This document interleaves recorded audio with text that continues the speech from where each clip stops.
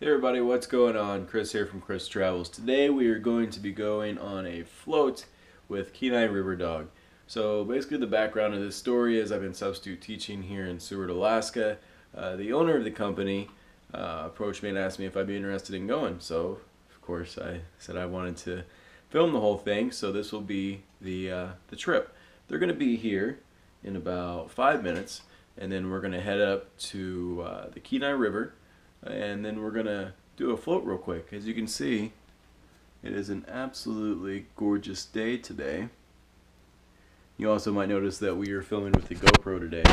My Nikon is still not in, so I am going to be using GoPro, and also they have a Canon T3i, which I'll be recording with their camera today along with the GoPro. So it should be an absolutely gorgeous day. I'm excited to get out there, excited to see the Kenai River by float. Because typically when I go, I'm on the bank just fishing and watching these rafts go down. I've never actually been on one of the rafts, so I'm really excited about this. Really excited to show you guys what it's like out there on the float, and catch you on the way there. Alrighty, so here we are heading out to the river. So the river's just right over here. So you can see it's pretty frosty out here. I think it looks absolutely amazing. We're here with Andy and Casey. So you were mentioning earlier that you've been doing this now for 1 year. You did have one summer underneath your belt. Now you're already have bookings for next year. I already have one booking. Hopefully I'll get some more. So where are we heading to right now? We're heading to the Kenai National Wildlife Refuge, where we're going to put in and do about a 5-mile section of river. And how long do you think that'll take? Usually takes an hour. With the water running a little slower, it might take an hour and a half. So is it just this time of year why the water's running slower? Or? The water's very low right now compared to what it can be in the summer when you have all of the melt from the hardening ice field. So the actual flow from this river is from the hardened ice field? Nope, it starts up at the bridge, at the very beginning of Kenai River in Cooper Landing, and my floats only go to Jim's Landing, which is about 12 miles downriver. Okay. So you have a choice to do a 2-hour section of river, which is about 7 miles, and then if you want to do the 3-hour section of river, that's the 12 miles. Awesome. This raft right here, this is your main raft. You have one or two, or? I have one this year, but I am actually going to buy another one for next year. And the girl that helped me with shuttles this year will be rowing that other raft, different one, because these boards make it just incredibly heavy to get back up on the trailer. But this is supposedly the 5 different species of salmon, and that helps as a good interpretive tool for people when they ask about what kind of salmon you find in the Kenai. So how do you go about setting this bad boy up? Really just make sure the boards are straight, put the oars on, take the, not a whole lot of setup actually, just putting all the life vests out. And actually I normally have a van that I use for transport. This is just my personal truck. In the summer I'll probably have a 16-passenger van that will be pulling this. I usually have a box with warm clothes in case people need extra rain gear. Do you find people typically needing extra gear up here, or they come prepared? We had an amazing summer, so it was warm and it only rained on a couple times. But when it rains, and that can make or break your trip. Allie, yeah, you went out when it was pouring rain, and that was a lot of fun. But oh yeah, it was a blast. How were the clients? I was the client. Yeah. It was Allie and a bunch of friends of hers. Yeah, I had some friends in town from Texas, and they wanted to see Alaska, and yeah, they loved it. Doesn't get much better in the Kenai. I think I was wearing a size like 3X when we went out last. I also just do smaller group sizes. This, I could do more, but I only do up to 6 people, just for comfort-wise for everybody. A lot of times people will sit on the front, 2 or 3 people up here, 1 person there, 2 in the back, and someone on the side. So here in the Kenai, they're actually very strict on fishing. For example, if you're out there fishing and you get over your limit, you've been fishing with these guys all day, guys are already there when you got there, and they've been fishing right along with you. You get your limit, you go over your limit, next thing you know they have their badge out and they're writing you a ticket. They have undercover fishermen out there. These are some of the rules that they have here on the Kenai.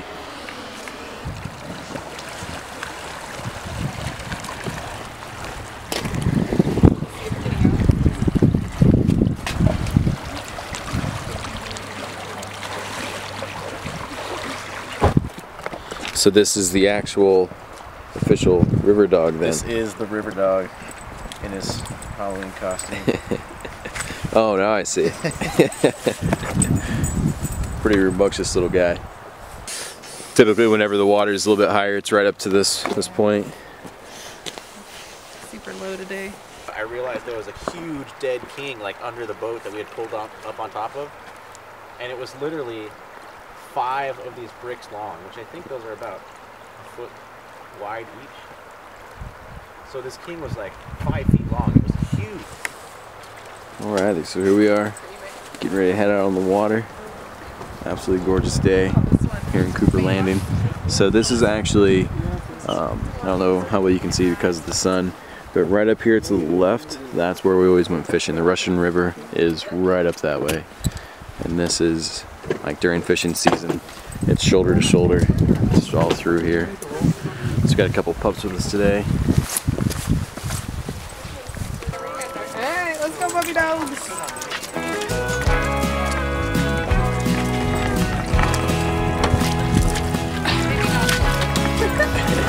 Wait, what's happening? Alright, girl.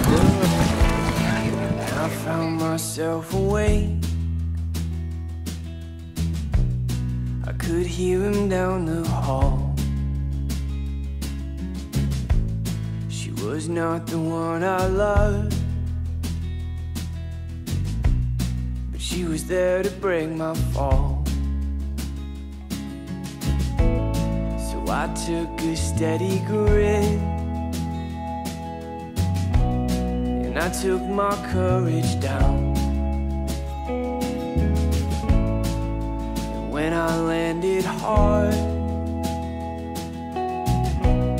I knew she could hear the sound. So honey, please take me back to bed. Yeah, honey, please rest my weary head down on your chest. 'Cause if you wanted me to stay, why did you shuffle out the door? And if you wanted me to go, why did you come on back for more? I'll be the reason to pretend it didn't hurt to be alone.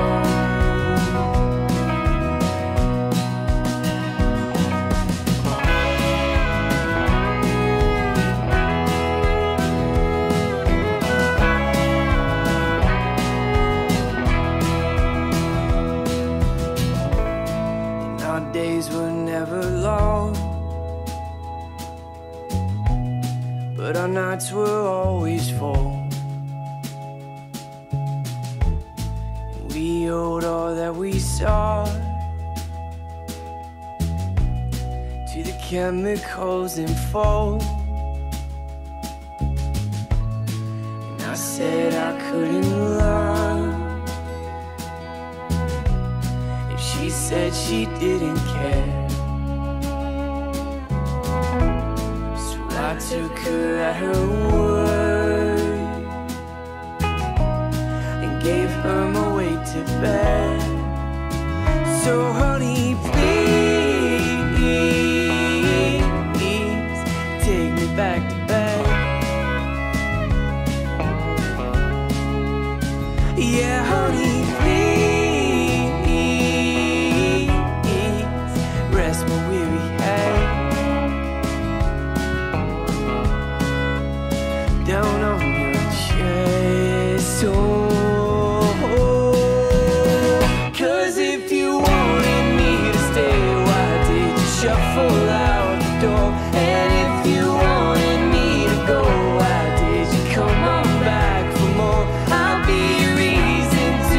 pretend it didn't hurt to be alone.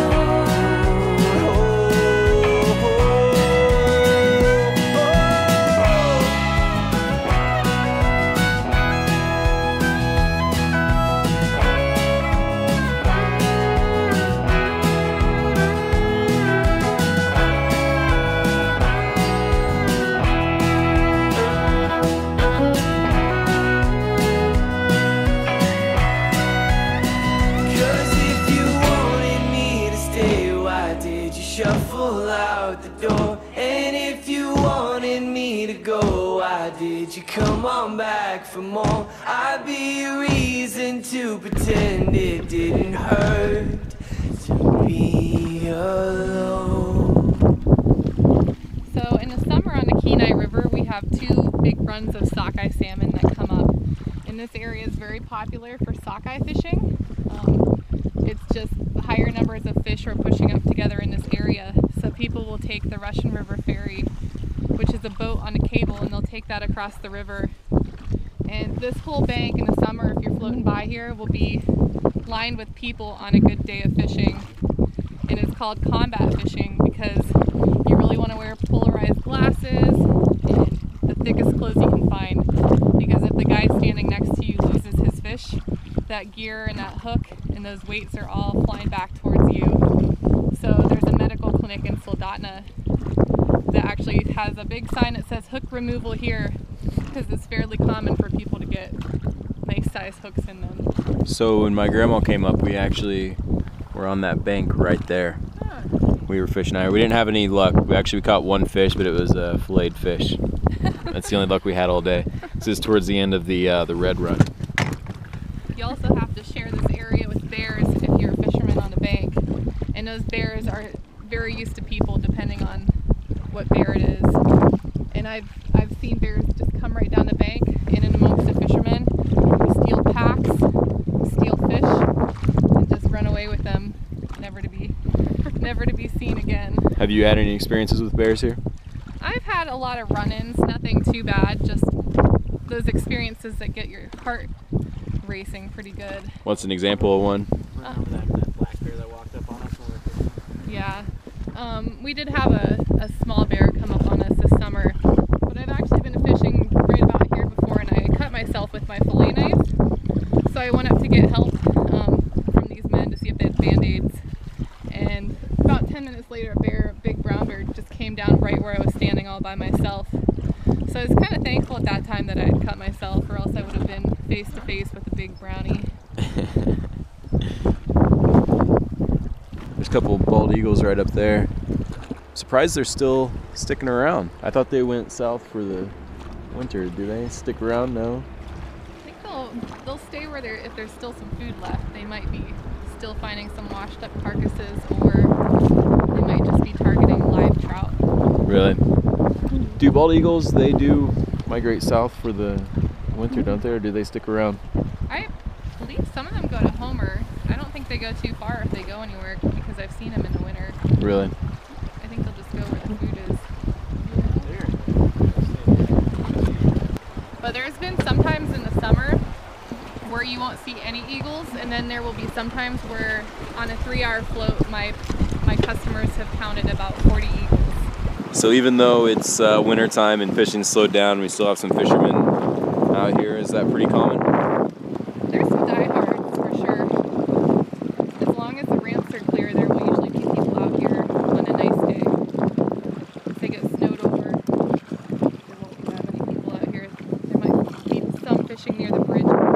This summer there was a sow and 3 cubs that would hang out on this bank, which I've never seen a sow and 3 cubs. It was pretty neat. You could get close to them if they were out looking for fish.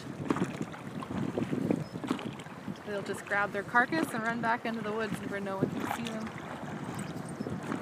It's like 2 good boat dogs here. There you go.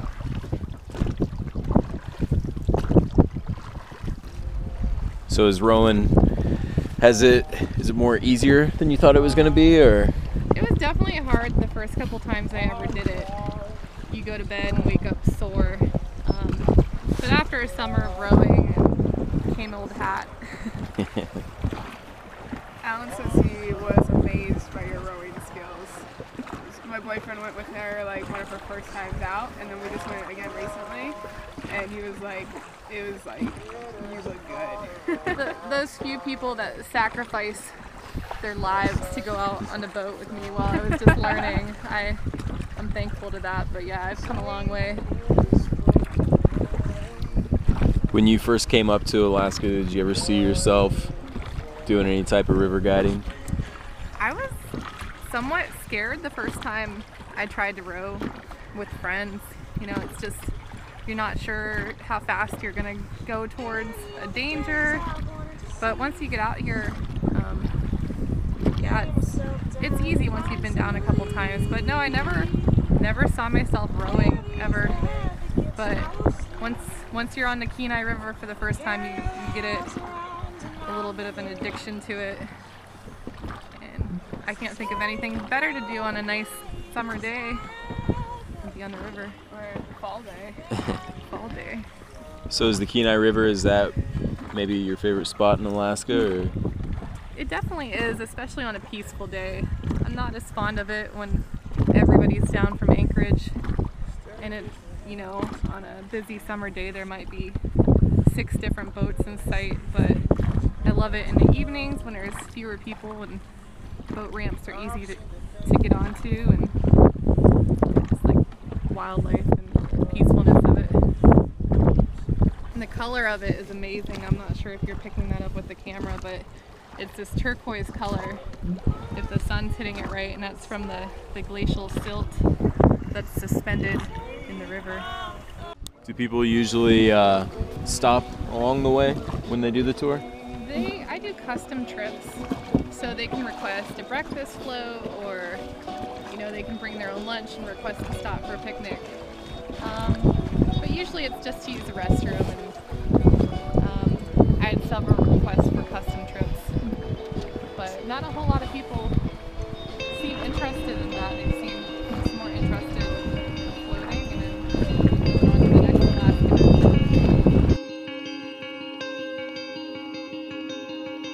Falling asleep was the best thing we ever did. We slumbered under thunder as it rained down upon this boat that we made with our bare hands are shaking. Now the blue canvas above us has no shades to haunt it.